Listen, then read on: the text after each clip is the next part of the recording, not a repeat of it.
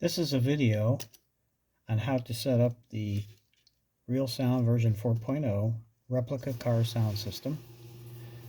And I will show you some of the features of the system first.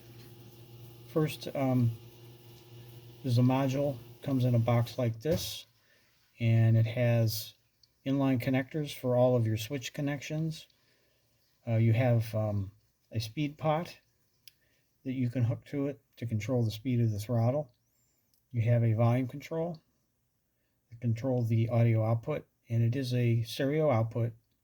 There's an audio output jack on the sound module, and that's a 3.5 millimeter, or you can choose to get the 3.5 millimeter with the 2 RCAs on the end. That's an option. And then you have a start and shutdown switch.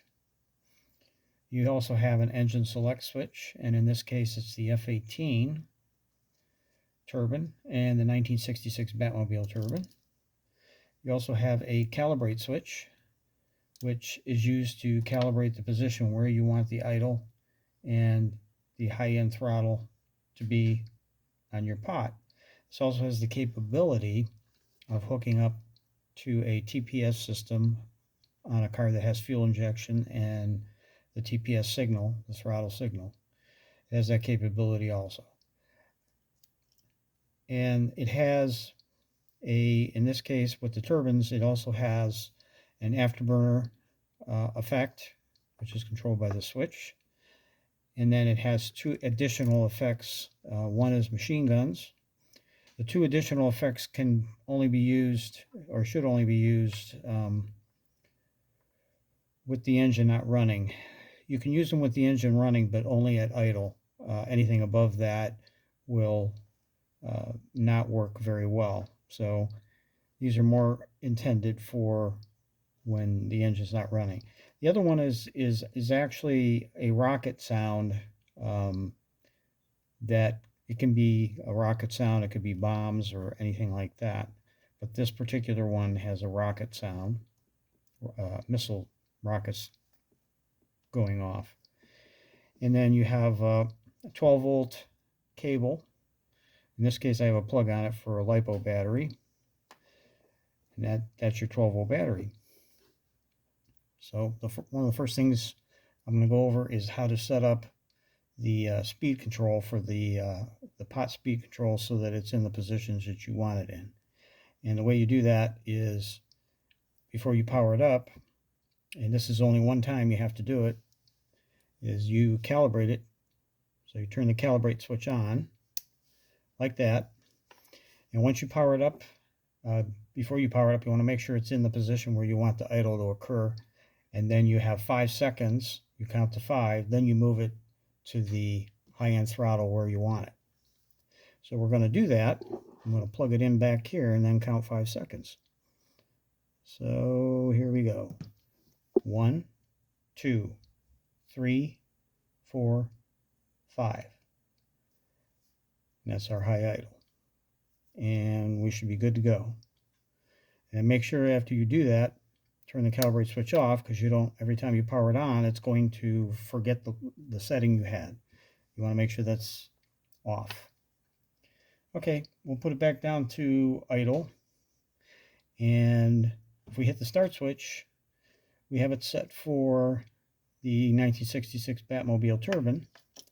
So we should hear the startup sequence.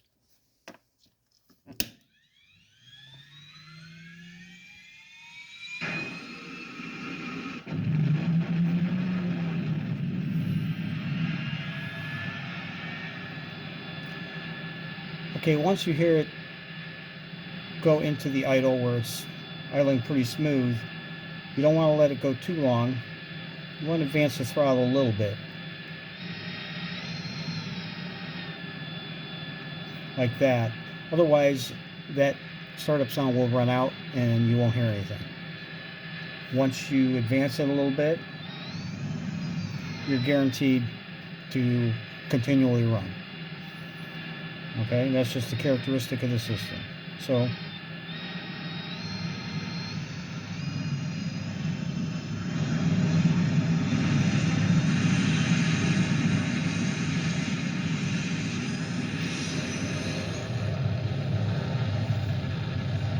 So you can see that's where your full throttle is, right there where we set it.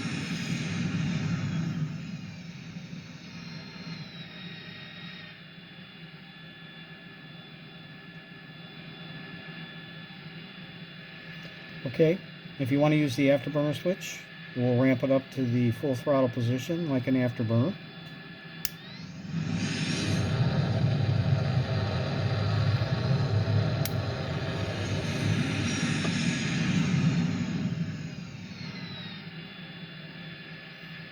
All right, and then if you want to shut it down,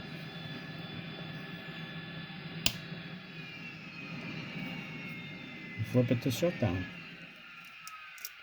And you'll hear this shutdown sequence. Okay, now at this time we can do the 2 additional effects that can be played when the engine's not going. This would be the gun switch, and you use a momentary contact shorting switch with a push button of your choice, and when you short them together, you get the machine guns.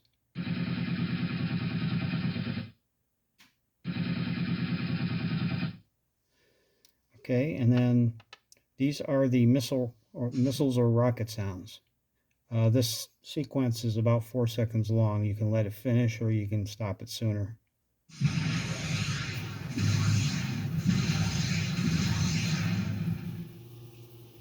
That would be the missile sound. Okay, so now we want to switch it to the other engine sound, the F18. You would just take the engine select switch, flip it like that, and then hit the start switch.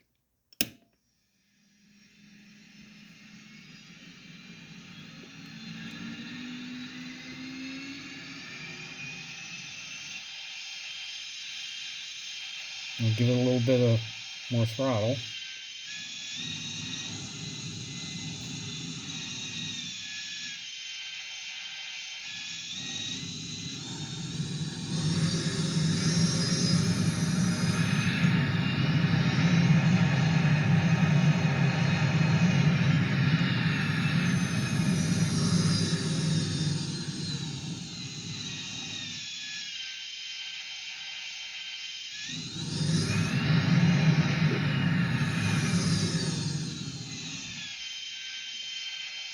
And we can do our afterburner.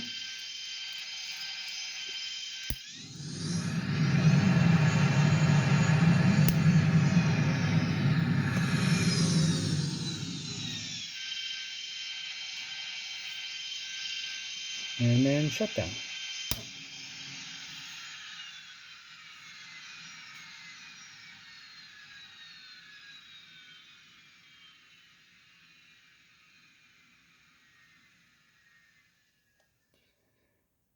And that's pretty much the setup that you have to, the only setup that you have to do with the system. And the volume control, I will tell you, is set up to, it's pretty loud if you turn it up all the way.